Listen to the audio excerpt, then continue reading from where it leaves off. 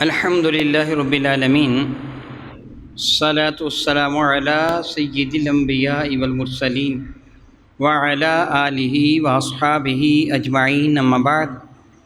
اعوذ باللہ من الشیطان الرجیم، بسم اللہ الرحمن الرحیم۔ وللہ علی الناس حج البیت من استطاع الیہ سبیلا، آمنت باللہ صدق اللہ مولانا العظیم۔ وقال اللہ تبارک و تعالی جل وعلا، ان اللہ وملائکتہ یصلون علی النبی یا ایہا الذین آمنوا صلوا علیہ وسلموا تسلیما۔ اللہم صل وسلم وبارک علی سیدنا و مولانا و نبینا محمد النبی الامی الکریم وعلی آلہ واصحابہ اجمعین۔ الصلاۃ والسلام علیک یا سیدی یا رسول اللہ وعلی آلک واصحابک یا سیدی یا حبیب اللہ۔ الصلاۃ والسلام علیک یا سیدی یا رحمۃ للعالمین وعلی آلک واصحابک یا سیدی یا سیدی یا سیدی یا شفیع المذنبین۔ احبابی کرام قدر، الحمدللہ تعالیٰ ثم الحمدللہ تعالیٰ، رب ذوالجلال کا بہت ہی بڑا احسان ہے، اس کی عزت کی قسم، بہت ہی بڑا احسان، بہت ہی بڑا احسان ہے کہ اس خالق کے کائنات نے ہم ناچیزوں حقیر بندوں کو اپنے محبوب مکرم کا امتی بنایا، اور حضور علیہ السلام کے صدقہ سے ہم پر اتنی رحمتوں کا نزول فرمایا کہ بات بات پر ہم ناچیزوں حقیر بندوں کی بخشش کے بہانے بنا دی، بات بات پر بہانے بنا دیے۔ اور اللہ تعالیٰ نے اپنے محبوب مکرم کی امت پر کتنی رحمت نازل فرمائیں، اس کا اندازہ آپ کو اس حدیث مبارکہ کے مفہوم سے ہو جائے گا۔ میرے اور آپ کے کریم آقا کے ارشاد کرم قدر کا مفہوم یہ بنتا ہے، قیامت کے دن اللہ رب العزت جل وعلا اپنے حضور ایک بندے کو طلب فرمائے گا۔ یہ حدیث کا مفہوم ہے، ترجمہ نہیں، بندے کو طلب فرمائے گا۔ اللہ رب العزت جل وعلا انداز یہ اختیار فرمائے گا کہ اس بندے اور اللہ کے سوا اس گفتگو کو کوئی بھی نہیں سن رہا ہوگا، یعنی اللہ تعالیٰ جل وعلا اس بندے کو سب کے قوت سماعت سے محفوظ فرما لے گا، البتہ وہ دیکھ رہے ہوں گے، یعنی بندوں کو نظر آ رہا ہوگا وہ بندہ، لیکن وہ گفتگو جو ہو رہی ہے اس کے اور رب کے درمیان اس سے کوئی واقف نہ ہوگا۔ مفہوم حدیث ہے، میرا اللہ اس بندے سے فرمائے گا تو نے یہ گناہ کیا، یہ گناہ کیا، یہ گناہ کیا۔ وہ بندہ اپنے گناہوں کو سنے گا اور لرزہ پر اندام ہوگا۔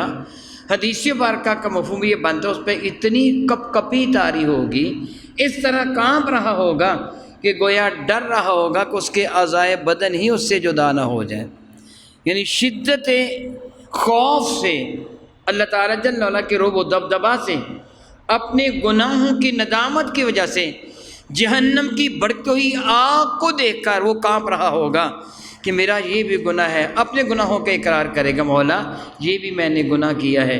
فرمایا کہ یہ بھی گناہ تو نے کیا، عرض کرے گا مولا یہ بھی غلطی مجھ سے ہو گئی تھی۔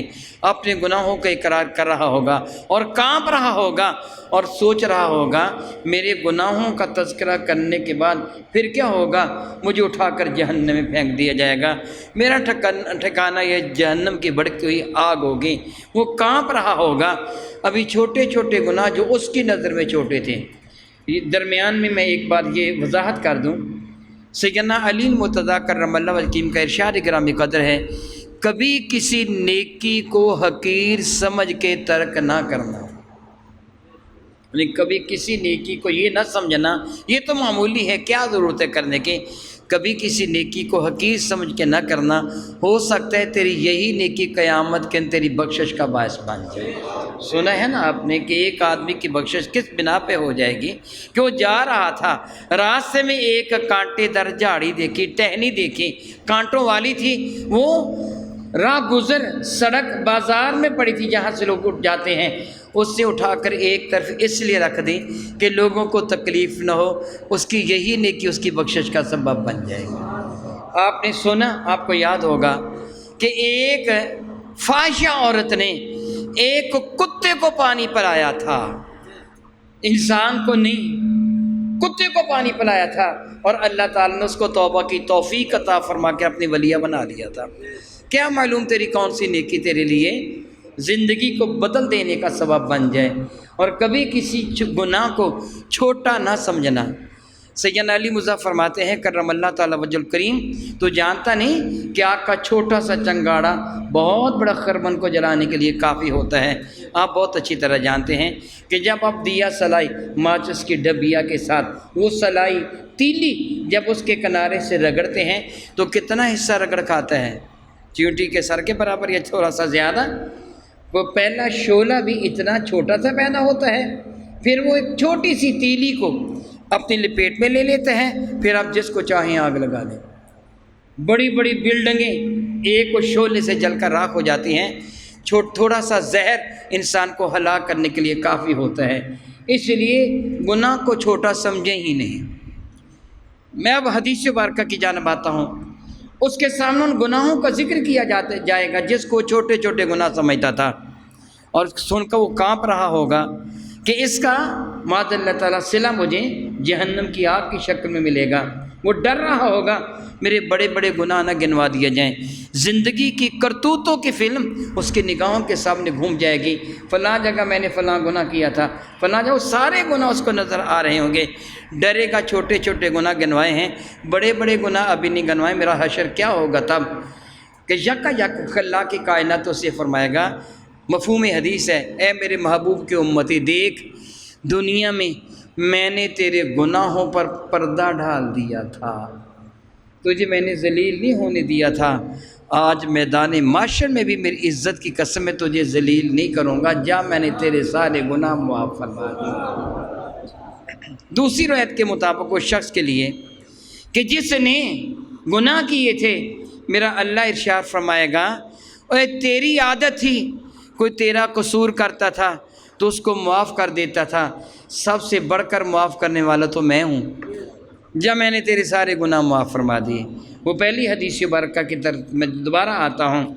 جب اس بندے کو اللہ تعالیٰ کی جانب سے یہ بشارت، یہ خوشخبری مل جائے گی کہ جا تیرے سارے گناہ معاف کر دیے گئے، اس کی خوشی کا ٹھکانہ نہ ہوگا۔ وہ خوشی سے یوں کہیے اچھل تو نہیں سکے گا، اللہ کی حضور حاضر ہے، ادب اور احترام کے کو تقاضے ہیں، خوشی میں بے قابو ہوگا کہ واہ مولا تیرا کتنا کرم ہے، میرے سارے گناہ معاف کر دیے۔ پھر میرا اللہ مزید خوشخبری سنائے گا، سن میں نے تیرے گناہوں کو نیکیوں میں بدل دیا ہے۔ اللہ اکبر، اللہ اکبر۔ اگر 10,000 گناہ کیے تھے تو 10,000 نیکیاں بن گئیں۔ 10,000 گناہ کیے تھے تو 10,000 نیکیاں بن گئی، درجہ بلند ہو گیا۔ میرے نبی فرماتے پھر وہ بندہ چلا اٹھے گا، پکار اٹھے گا، مولا تو نے میرے تھوڑے گناہ گنے ہیں، باقی ہے وہ بھی گن دے۔ یعنی چاہے گا نا باقی بھی گناہوں کے برابر نیکیاں مجھے ملیں گی، چھوٹے گناہ کے برابر چھوٹی نیکی ملی، بڑے گناہ کے برابر بڑی نیکی مل جائے گی، باقی گناہ بھی گن دیں۔ راوی حضرت سیدنا عبداللہ ابن مسعود حدیث مبارکہ کے حدیث مبارکہ کا یہ حصہ ذکر کر کے جو آخر میں نے ذکر کیا ہے، اب مسکرا دیے، انس جی مسکرا دیے۔ پھر لوگوں سے فرمانے کو تم جانتے ہو میں کیوں مسکرایا ہوں؟ تو لوگوں نے کہا کہ جی ہم تو نہیں جانتے۔ فرمان لے کے یہ جملہ فرما کرنا کہ رب کریم کی حضور وہ بندہ عرض کرے گا مولا باقی گناہ بھی میرے گن دے، میرے نبی بھی مسکرا دیے تھے۔ اور ہم نے صحابہ نے بارگاہ اقدس میں کہا یا رسول اللہ، اللہ تعالیٰ آپ کو ہمیشہ مسکراتا رکھے، آپ کے مسکرانے کا سبب کیا ہے؟ تو میرے نبی نے جواب دیا تھا جب اس بندے کی جرت کو میرا اللہ ملاحظہ فرمائے گا تو اپنی شان کے لائق وہ بھی مسکرا دے گا۔ کہ اس بندے کی حالت دیکھو، پہلے ڈر رہا تھا کہ میرے گناہ ہیں، جب اسے پتہ چلا گناہ نیکیوں بدل گئے، اب کتنا جری ہو گیا، کہہ رہا باقی بھی گن دے، کتنا جری ہو گیا ہے۔ اللہ اکبر، اللہ اکبر، کتنا کرم ہے رب کائنات کے میرے محبوب کے امتیوں پر، کتنی رحمت فرماتے ہیں اللہ تعالیٰ جل وعلا۔ اللہ کی کائنات جل وعلا کے محبوب مکرم نے رب ذوالجلال کے بتانے سے میں یہ خبر دی کہ جس بندے نے رزق حلال کے ساتھ، بات ذہن میں رکھیے کہ جو میں کہہ رہا ہوں، جس بندے نے رزق حلال کے ساتھ اپنے رب کو راضی کرنے کے لیے حج کر لیا، وہ گناہوں سے یوں پاک ہو جاتا ہے گویا آج ہی اس کی ماں نے اس کو جنم دیا ہے، اس کے پلے کو گناہ باقی رہتا ہی نہیں ہے۔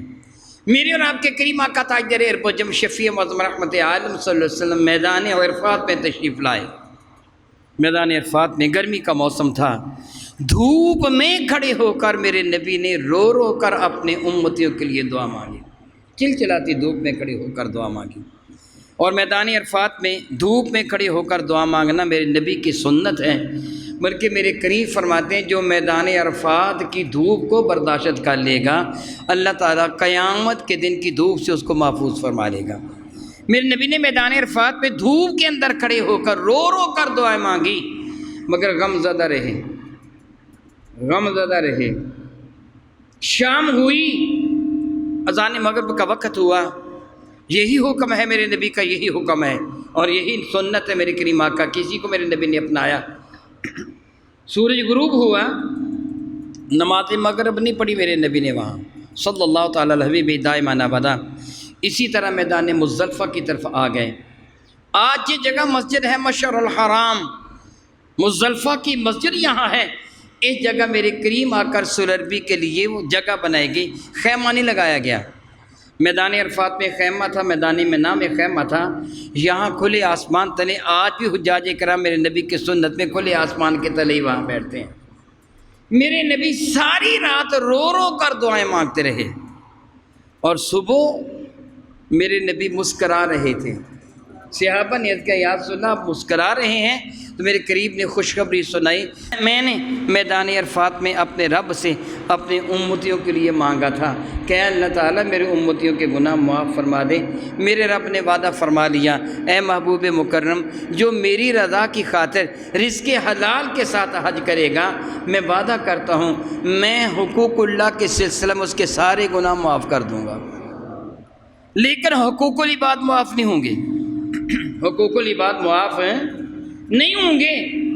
میں غم زدہ تھا کہ میرے تو امتی پھر بھی جہنم میں چلے جائیں گے، حقوق العباد معاف نہ ہوئے پھر بھی جہنم میں چلے جائیں گے۔ میں نے مزدلفہ میں ساری رات اپنے رب سے رو رو کر یہی مانگا، مولا میرے امتیوں کے غلطی کے ساتھ وہ کوتاہیاں، وہ قصور جو حقوق العباد کے سلسلہ میں ہو گئے ہیں وہ بھی معاف کر دے۔ تو قرض معاف نہیں ہوا، باقی حقوق العباد بھی حاجی کے اللہ تعالیٰ جل وعلا معاف فرما دے گا۔ یعنی صاحب حق کو راضی کر کے اللہ تعالیٰ قیامت کے دن اس کے لیے آسانی پیدا فرما دے گا۔ سبحان اللہ تعالیٰ و بحمدہ، کتنا اجر میرے نبی کے صدقے سے میرے نبی کے امتیوں کو مل گیا، یہ میرے نبی نے لے کے دیا۔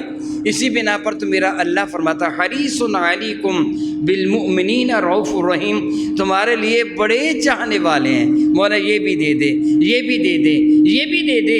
وبالمؤمنین رؤوف الرحیم، ایمان والوں کے لیے تو سراپا کرم ہے رسول رحمت صلی اللہ تعالیٰ علیہ وسلم۔ لیکن اس کے لیے شرط کیا ہے؟ اس معافی کے لیے، اس عصمت کے لیے شرط کیا ہے؟ میں ایک سے زیادہ مرتبہ یہ جملہ کہہ چکا ہوں، اپنے رب کی رضا بھی پیش نظر ہو اور رزق حلال ہونا چاہیے، رزق بھی حلال ہو، رب کی رضا بھی پیش نظر ہو۔ آپ جانتے ہیں الحمدللہ تعالیٰ ثم الحمدللہ تعالیٰ، ہر ایمان والا سوجھ بوجھ رکھنے والا جانتے ہیں کہ میرے نبی فرماتے بنی الاسلام علی خمس، کہ اسلام کی بنیاد 5 چیزوں پہ رکھی گئی ہے۔ شہادت اللہ الہ الا اللہ، پہلی بات کیا ہے؟ اللہ کی توحید کی، میرے نبی کی رسالت کی گواہی دینا، پھر نماز کا ادا کرنا، زکوٰۃ کا ادا کرنا، رمضان و بار کے روزے رکھنا، حرم کعبہ کا حج کرنا، یہ 5 بنا ہے اسلام کے۔ پہلی چیز کلمہ طیبہ کے بغیر تو مسلمان ہونے کا تصور ہی نہیں ہے، کلمہ طیبہ پڑھے گا تو مسلمان ہے۔ بقیہ 4 ارکان، اللہ نے فرمایا اقیموا الصلاۃ، نماز ادا کرو، وآتوا الزکاۃ، زکوٰۃ ادا کرو، کتب علیکم الصیام، تم پہ روزے فرض کر دیے گئے ہیں۔ باقی 3 کا ذکر سادہ انداز میں کیا، لیکن جب حج کی باری آئی نا تو اللہ نے یہ نہیں فرمایا کہ حج البیت، حج کرو حرم کعبہ کا، نہیں، وَلِلَّهِ عَلَى النَّاسِ، پہلے ذکر کیا کیا؟ غور کیجئے، جو میں کہہ رہا ہوں میری بات پر آپ غور کیجئے، غور سے سنیے۔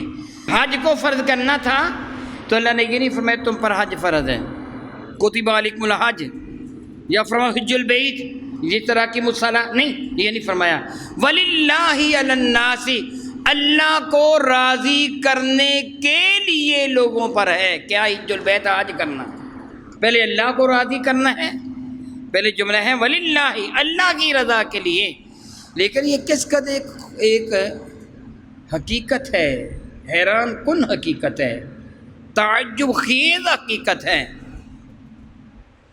ایک آدمی وہ 40 سال تک پابندی سے نماز پڑھتا رہا، اللہ کی دی ہوئی توفیق سے نماز تہجد بھی پڑھتا تھا، وہ اللہ تعالیٰ کی دی ہوئی توفیق کے ساتھ نماز اشراق بھی ادا کرتا تھا، نماز چاشت بھی پڑھ لیتا تھا، اوابین بھی پڑھتا تھا، 40 سال تک پڑھتا رہا۔ پھر اس بندے سے کسی نے پوچھا تمہارا نام کیا ہے؟ امید ہے کہ ناراض نہیں ہوں گے، میں ناصر صاحب کا نام لے لیتا ہوں۔ پوچھے جی تمہارا نام کیا ہے؟ کہیں گے جی ناصر علی۔ نمازیں کتنا عرصہ پڑھا؟ کتنی پڑھی؟ 40 سال۔ ایک سال میں دن کتنے ہیں؟ 365۔ ایک دن میں نمازیں کتنی ہیں؟ 5۔ وہ تو 7 پڑھتا تھا، 8 پڑھتا تھا، عشاء بھی پڑھتا تھا، چاشت بھی پڑھتا تھا، اوابین بھی، 8 نمازیں پڑھتا تھا ایک دن میں، اور وہ 40 سال تک پڑھتا رہا۔ سال کے 365 دن، ایک دن میں 8 نمازیں۔ اب آپ کیلکولیشن کریں کہ کتنی نمازیں بڑھ گئیں۔ اس سے پوچھیں کہ نام کیا ہے؟ کہہ جی ناصر علی۔ اگر حج کا لیا تو پھر وہ نام کیا جی؟ حاجی ناصر علی۔ تو نمازی ناصر علی کیوں نہیں کہا؟ نمازیں تو بہت پڑھی، حج تو ایک ہی ہے۔ تو اس سے کسی نے پوچھا تو نے حج کیا کہ نہیں؟ حج ایک ہی ہے، بتا حاجی ناصر علی۔ کبھی نہیں کہا نمازی ناصر علی، کبھی نہیں کہا، کبھی نہیں کہا جی روزے دار ناصر علی۔ حج ایک کیا اور کہا جی حاجی ناصر علی۔ یہ کیا ہوا؟ تو اسے پوچھا کسی نے حج کیا؟ پوچھا تیرا نام تھا، تو نے بتا دیا حاجی۔ رب فرماتا ہے حج کرنا تو لوگوں کو دکھانے کے لیے، مجھے راضی کرنے کے لیے کر۔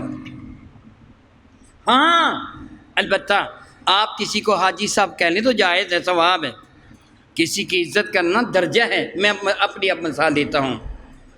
کوئی آدمی مجھ سے پوچھے جی شاہ جی تمہارا نام کیا ہے؟ میں کہوں حضرت مولانا پیر سید محمد سعید الحسن۔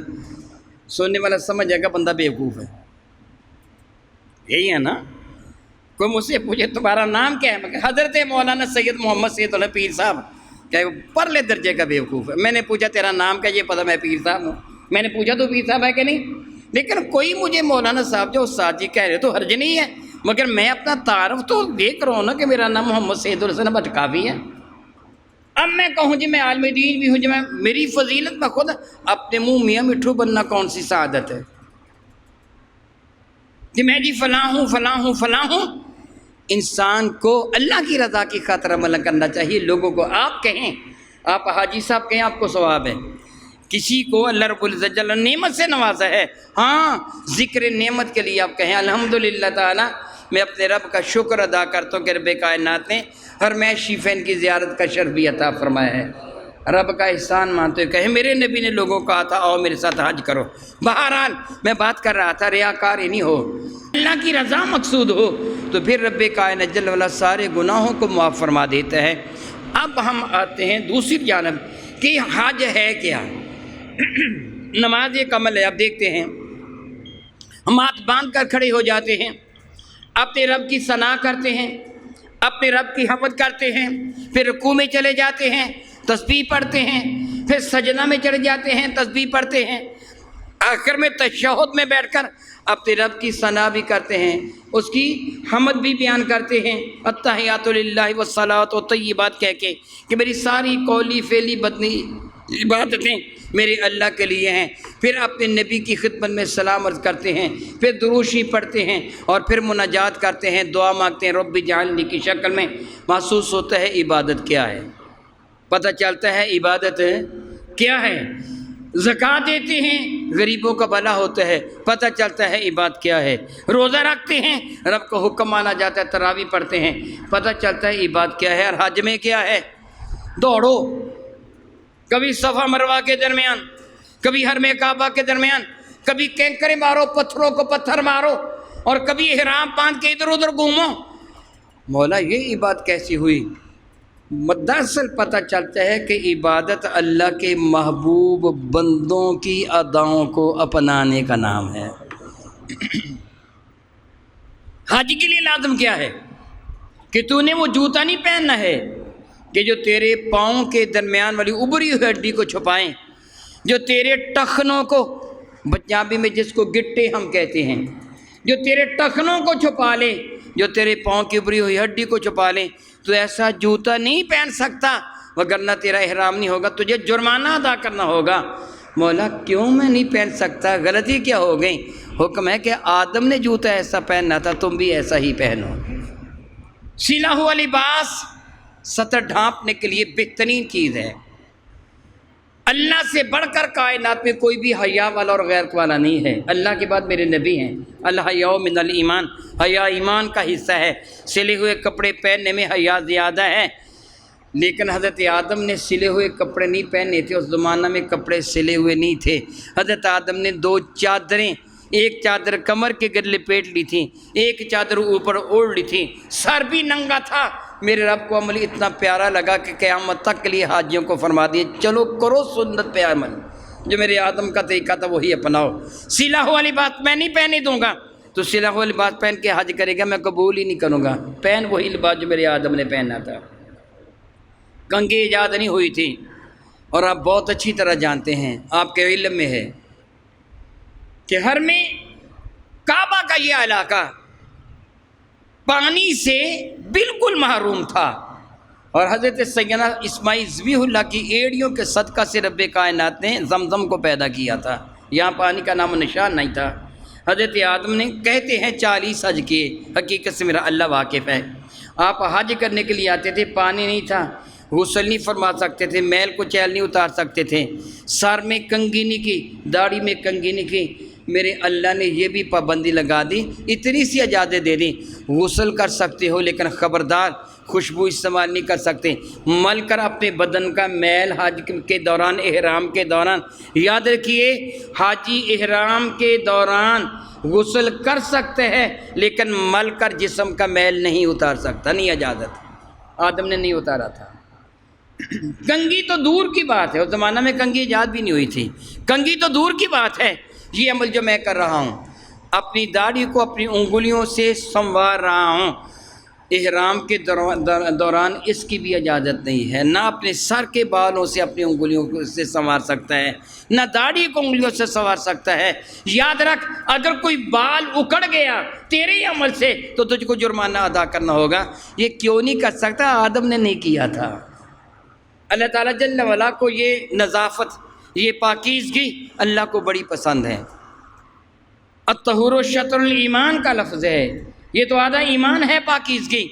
میرے نبی بدبو کو اتنا ناپسند فرماتے تھے، فرمایا کوئی لہسن، پیاز، گندنا یعنی پیازی، ہینگ، گوگل، یہ مولی، ایسی چیزیں کھا کر، یہ تمباکو وغیرہ کھا کر مسجد کے قریب بھی نہ آئے۔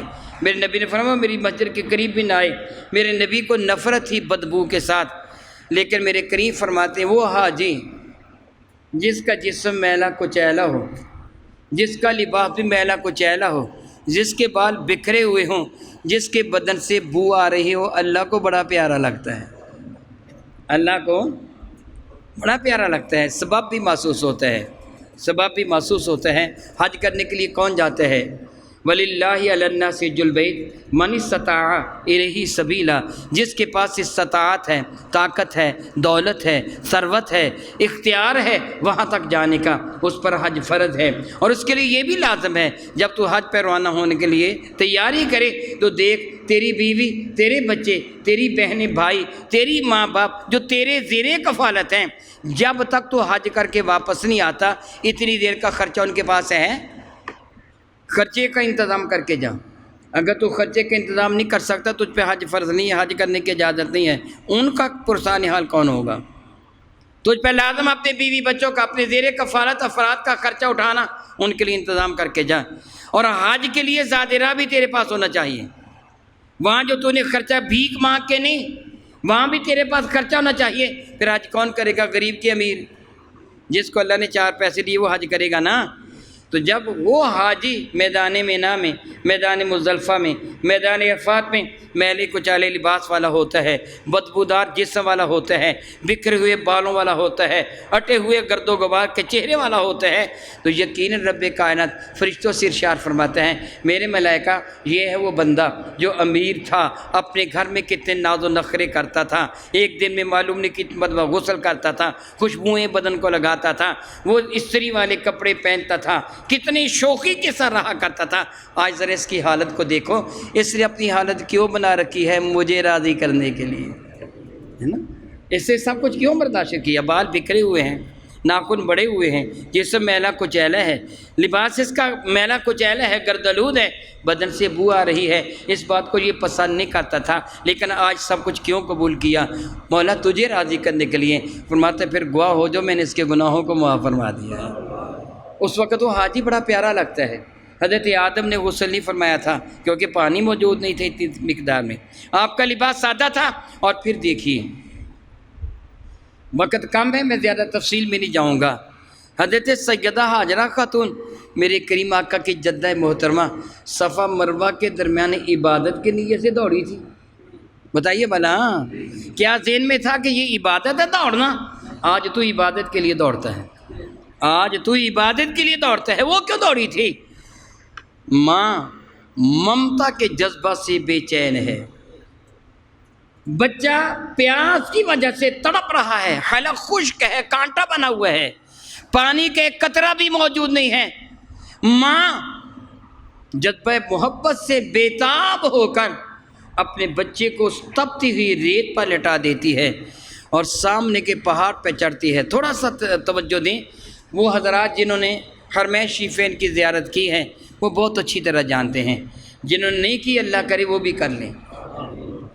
حرم کعبہ سے جب صفا مروہ کی جانب آپ منہ کرتے ہیں نا تو دائیں جانب جبل صفا ہے، کوہ صفا دائیں جانب ہے، اور حرم کعبہ کے قریب ہے مروہ کے مقابلے میں، مروہ دور ہے حرم کعبہ سے اور صفا قریب ہے۔ آپ تصویر بھی دیکھیں گے نا مسعی کی، جہاں سعی کی جاتی ہے تو برآمدہ بنا ہوا، وہ لمبا برآمدہ دوسری طرف بنا ہوا ہے، یہاں قریب ہے، صفا قریب ہے، مروہ دور ہے، تو پھر نفسیاتی طور پر جب حضرت حاجرہ خاتون نے پہاڑ پہ چڑھنا تھا تو کس پر چڑھتی؟ صفا پر ہی چڑھتی نا، قریب بھی یہی تھا نا، قریب بھی یہی تھا اور دائیں جانب تھا، آپ کو ہی صفا کی چوٹی پہ چڑھی، جب وہاں دوڑی دوڑی گئی نا، چڑھی وہاں تو دل میں خیال آیا میرے بچہ پیاسا تھا، حلق سوکھ کر کانٹا ہوا تھا، بنا ہوا تھا، کہیں اس کو آخری ہچکی نہ آ گئی ہو، فوت نہ ہو گیا ہو، ماں تھی نا، گھوم کر ایسے دیکھا میرا بچہ تڑپ رہا ہے، وہ ایڑیاں مار رہا تھا بچہ، ماں کی ممتا تھی نا، تھوڑا سا سکون ہوا بچہ ابھی زندہ ہے، دیکھا دائیں بائیں کہیں بھی پانی نہ ملا، اس پہاڑ سے نیچے اتری، تھوڑا سا فاصلہ طے کیا، وہ حضرات جو وہاں حاضری دے چکے ہیں ان کے علم میں ہے، تھوڑا سا فاصلہ طے کیا، الٹے ہاتھ لیفٹ ہینڈ بائیں جانب ایک ٹیلا آ گیا، جنگل بیابان میں ریت کا یا وہ پہاڑی کا ٹیلا آ گیا، اب بچہ نگاہوں سے اوجھل ہو گیا، جتنے حصہ میں وہ ٹیلا تھا ماں نے دوڑ کر وہ حصہ طے کیا، حضرت حاجرہ خاتون تھی، ماں تھی نا، دوڑ کر حصہ طے کیا، میں بچے کو دیکھوں، وہ بچے کو بھی دیکھتی ہیں اور دوڑ کر وہاں وہ اتنا حصہ طے کر کے وہ دور کی پہاڑی مروہ پہ چڑھ جاتی ہیں، بچے کو بھی دیکھا، دائیں بائیں بھی دیکھا، پانی نہیں ہے، وہاں سے اتر آئیں، جب اس ٹیلے کے قریب آئیں پھر دوڑ کر اس ٹیلے والی جگہ کو طے کیا، پھر کوہ صفا پہ چڑھ جاتی ہیں، پھر اپنے بچے کو دیکھتی ہیں، حاجرہ نہیں گن سہی تھی، اللہ کی قسم حاجرہ نہیں گن رہی تھی، مگر میرا رب ملاحظہ فرما رہا تھا، حاجرہ تو نہیں گن رہی تھی میں کتنا چکر لگا رہی ہوں، کتنی دوڑ ہے، چکر نہیں بلکہ ایک رن ہے، ایک دوڑ ہے، یہ میں کتنے دوڑیں لگا رہی ہوں، ایک ہے، دو ہے، صفا سے چلی مروہ تک ایک، مروہ سے چلی صفا تک دو، صفا سے چلی مروہ تک تین، پھر اسی طرح وہ نہیں گن رہی تھی کہ یہ کتنی دوڑ ہے، میرا اللہ ملاحظہ فرما رہا تھا، جب آخری وہ دوڑ کوہ صفا پر کھڑی ہو کر اپنے بچے کو دیکھ رہی تھی تو پانی کی چمک نظر آ گئی، اور آئی کہاں؟ جہاں بچے کی ایڑیاں تھیں، بے تابانہ انداز میں دوڑی ہوئی آئیں اور آ کر بچے کو اٹھایا، پانی کو زمزم کہہ کے روکنا شروع کیا۔ میں جو بتانا چاہتا ہوں، کل حضرت ہاجرہ تو پانی کی تلاش میں دوڑی تھیں، آج تو وافر مقدار میں پانی موجود ہے، تو کیوں دوڑتا ہے؟ تو کیوں دوڑتا ہے؟ وہ پانی تلاش کرنے کے لیے دوڑی تھیں، تو رب کی عبادت کے لیے دوڑتا ہے۔ پتہ چلا اللہ کے محبوب بندوں کی سنتوں کو، اداؤں کو اپنانا رب کی عبادت ہے۔ کتنی اعلیٰ عبادت ہے، میرے نبی نے خبر دے دی صلی اللہ تعالیٰ علی حبیبہ دائما ابدا۔ جو کوہ صفا پہ چڑھے گا، حضرت ہاجرہ خاتون کہاں چڑھی تھی؟ کوہ، ابھی میں بتا چکا ہوں، آپ کے یادداشت کا تھوڑا سا امتحان لے لیتا ہوں۔ کوہ صفا پہ چڑھ کر انہوں نے کیا کیا تھا؟ دیکھا تھا کہ جانب اپنے بیٹے کی جانب، وہاں حرم کعبہ کے پہلو میں بیٹا تھا۔ میرے نبی فرماتے جو کوہ صفا پہ چڑھ کر حرم کعبہ کو دیکھ کر جو مانگے گا رب عطا کر دے گا۔ عطاؤں کو اپنانا کتنی بڑی سنت بن گئی ہے۔ اللہ تو ہر جگہ موجود ہے، مگر کوہ صفا پہ چڑھ کے تو دیکھے گا حرم کعبہ کی جانب، تو جو مانگے گا تیرا رب تجھ کو عطا فرما دے گا۔ اور دیکھ کوہ صفا سے نیچے اترا، اور جب وہ جگہ آئے گی جہاں ہاجرہ دوڑی تھی، وہاں تجھے بھی دوڑنا ہوگا، وہاں تجھے بھی دوڑنا ہوگا۔ مستحب کیا ہے؟ تیز رفتار سے نہ دوڑ، رفتار وہ رکھ جس طرح عورتیں دوڑتی ہیں، اتنا دوڑ، اس رفتار سے دوڑ۔ پھر کوہ مروہ پہ چڑھ جا، وہاں بھی ہاجرہ خاتون نے حرم کعبہ کی جانب دیکھا تھا اپنے لخت جگر کو دیکھنے کے لیے، وہاں چڑھ کر تو بھی ادھر منہ کر کے دعا مانگ، تیرا رب تیری دعاؤں کو قبول فرما لے گا۔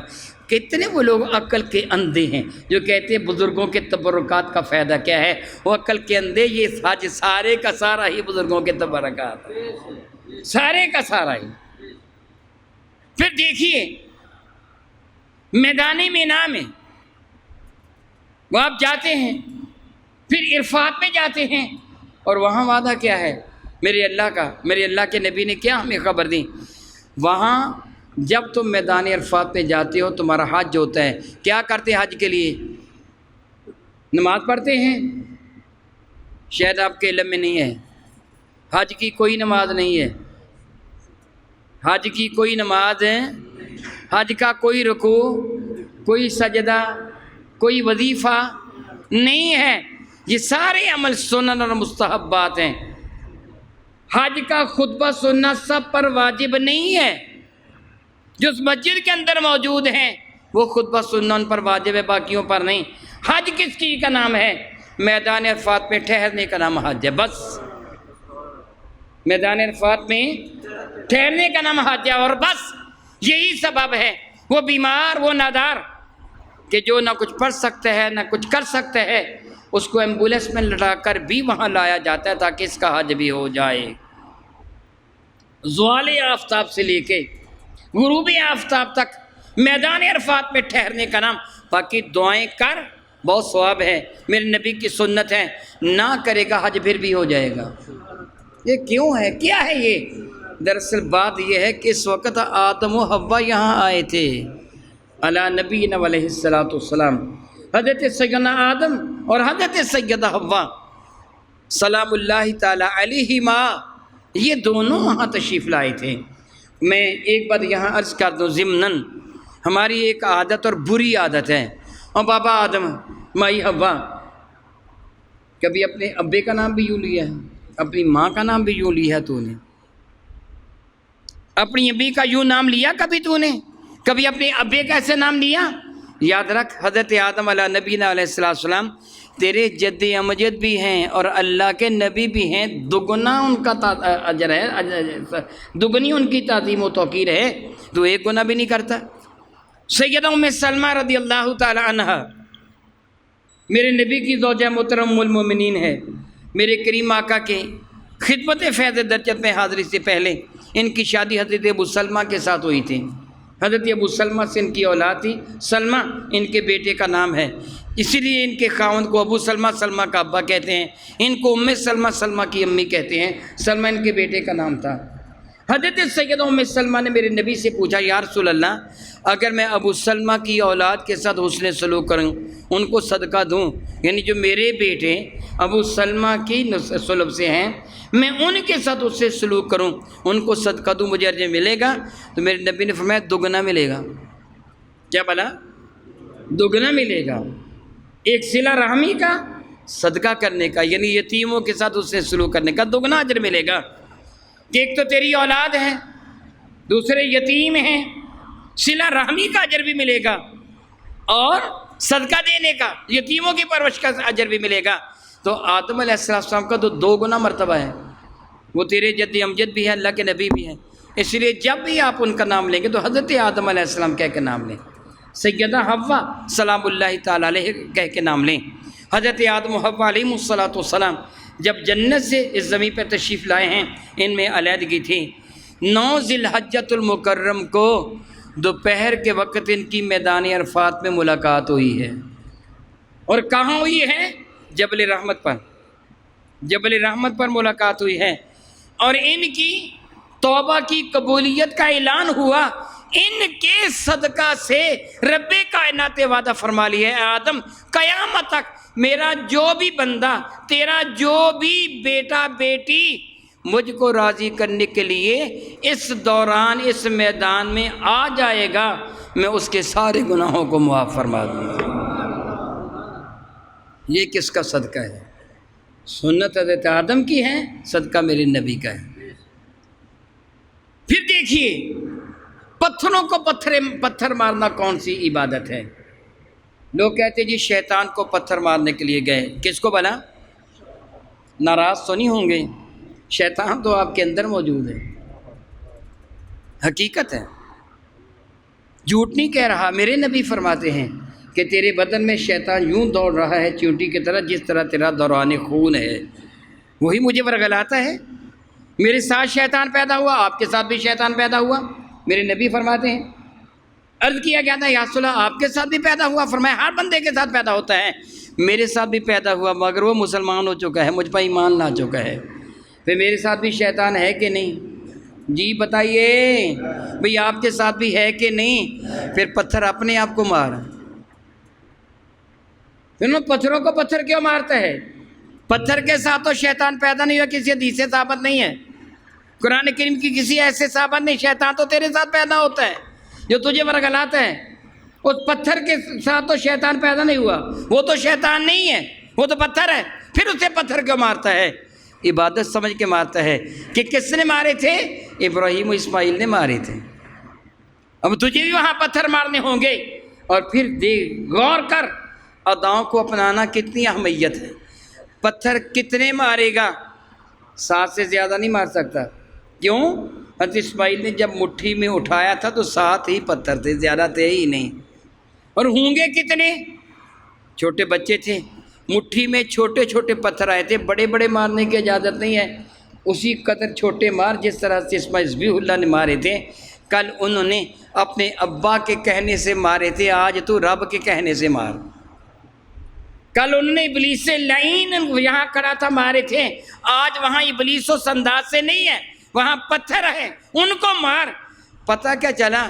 اللہ کے محبوب بندوں کی اداؤں کو اپنانا بہترین عبادت ہے، اور رب کو یہ عبادت اتنی، رب نے حکم دیا ہے، اور اللہ کو یہ عبادت اتنی محبوب ہے، اتنی محبوب ہے کہ میرے نبی فرماتے ہیں کہ اپنے رب کو راضی کرنے کے لیے یہ عبادت کر لے، نہ صرف یہ کہ تیرے گناہ معاف ہو جائیں گے بلکہ ملے گا کیا؟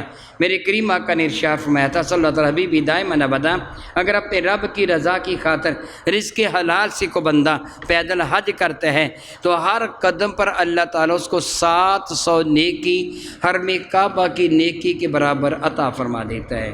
تو عرض کیا گیا تھا یا رسول اللہ حرم کعبہ کی ایک نیکی کتنی ہے؟ میرے نبی نے فرمایا ایک نیکی 1,00,000 نیکی کے برابر۔ گویا میدان منا تک حرم پاک سے جانا، پھر میدان مینا سے میدان عرفات تک جانا، پھر مزدلفہ کی طرف واپس آنا، پھر مینا کی طرف واپس آنا، پھر رمی جمار کے لیے آنا جانا، مسلسل آنا اور جانا، پھر حرم کعبہ کی زیارت کے لیے، طواف زیارہ کے لیے، پھر سعی کے لیے آنا، اتنے قدم اٹھتے ہیں کہ جن کی گنتی ہی نہیں کی جا سکتی۔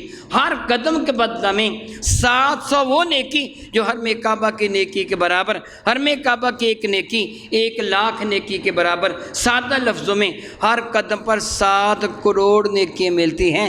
تنہا گناہ ہی معاف نہیں ہوتے، زمین کو سطح سے لے کے آسمان کے اوپر تک سارا حصہ ہی نیکیوں سے بھر جاتا ہے، اتنی نیکیاں ملتی ہیں۔ مگر عبادت کیا ہے؟ یہ اللہ کے محبوب بندوں کی سنتوں کو اپنانا، ان کی اداؤں کو اپنانا۔ معلوم نہیں اللہ تعالیٰ نے لوگوں کو عقل کیوں سلب فرما رہی ہے کہ جو یہ کہتے ہیں کہ اللہ کے بندوں کی سنتوں کو اپنانے سے کیا ہوتا ہے؟ اللہ کے حضور بہترین عبادت ہے، حج سارا ہی ان کی سنتوں کو اپنانا ہے۔ بلکہ انشاءاللہ تعالیٰ آپ آئندہ جمعۃ المبارک کو اگر اللہ نے مجھے زندگی دی، اس کو منظور ہوا، تو آپ سنیں گے قربانی بھی اللہ کے محبوب بندے کی سنت ہے۔ یہ سب عبادتیں ان کی سنتیں ہیں۔ دعا کرتے ہو رب کائنات اپنے محبوب مکرم کے صدقہ سے ہمیں حقائق کو سمجھنے اور عمل کی توفیق و ہمت عطا فرمائے۔ آمین ثم آمین۔ وآخر دعوانا ان الحمد للہ رب العالمین۔